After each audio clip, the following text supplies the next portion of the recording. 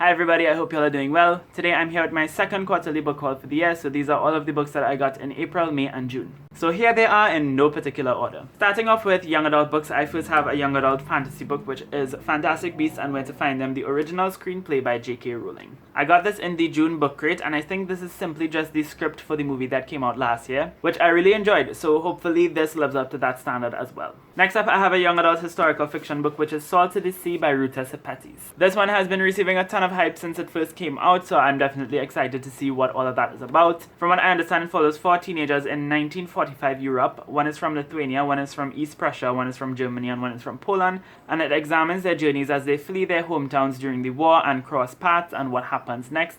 I don't know, but we'll see. Next up, we have When Dimple Met Rishi by Sandhya Menon. This one is a young adult contemporary about 2 Indian American teenagers who go to this sort of coding summer camp. Their parents send them there purposefully because they want to arrange them in a marriage. Dimple does not have any idea about it and she gets pissed when she finds out. Rishi, however, knew from the beginning and he's all for it. So it's about how they meet at this camp and things spiral up and down from there. I read this already and you would have heard my thoughts in my last wrap-up video. While there was definitely room for improvement, I enjoyed it quite a lot, so I definitely recommend it.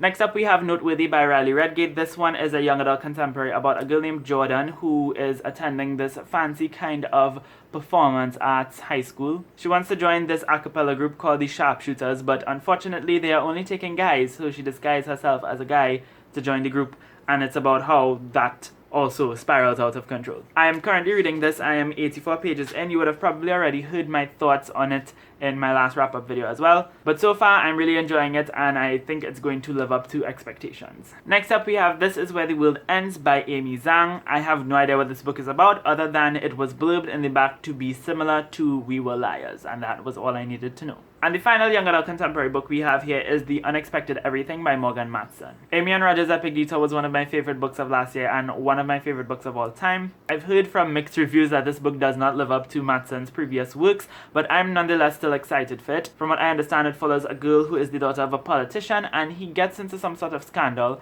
and then she somehow ends up having to walk dogs to make money or something like that. I don't know, but I'm nonetheless again excited to see what I get out of this. So yeah, those were all the young adult books, and that was like more than half of the books in this haul. Moving on to some more adult literary fiction type things. The first one, I don't even know if this is an adult book or a young adult book, so I included it here to bridge the gap. It is called Society Within by Cortia Newland. This is an older book and I got it for cheap in the bookstore, so that was the only reason why I even picked it up. All I know is that it's set in West London and it sounds interesting, so we'll see. Then I have a popular title here. It is called The Curious Incident of the Dog in the Nighttime by Mark Haddon. From what I understand, this follows our main character, Christopher, who I believe has autism. He wakes up one day to discover that the next door neighbor's dog has been murdered, and it's about how he tries to solve that mystery. Then finally we have Till the Well Runs Dry by Laura and Francis Sharma. This one is set in my country of Trinidad and Tobago and I also have no idea about it, but I just needed to know that it was set here for me to buy it. And the final category is non-fiction books, so I only have 2 non-fiction books here. The first is I'm Judging You by Lovey Ajayi. This one is written by a blogger and it's basically like her throwing shade at the world, and that was all I needed to know